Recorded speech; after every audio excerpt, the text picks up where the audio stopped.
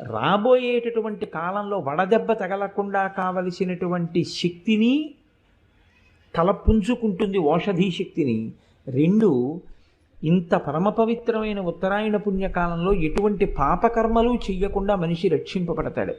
మూడవది ఏమిటి అంటే, ఈశ్వరుడు ఒక్క మనుష్యుడికే ఒక అనుగ్రహం ఇచ్చాడు. ఇది ఎంత తేలికైన అనుగ్రహం ఇచ్చాడంటే, రేపటి రోజు ఉదయం రథసప్తమి తిథి ఉండగా సమంత్రక స్నానం చెయ్యాలి. మంత్రం లేని స్నానం మీరు చేశారనుకోండి, అది కాకి స్నానం అని పిలుస్తారు.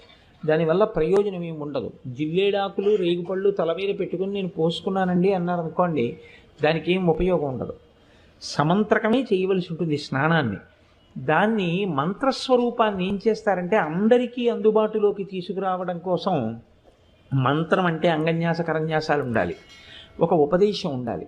ఇవన్నీ మళ్ళీ అందరికీ ఎలా అందుబాటులోకి వస్తాయి?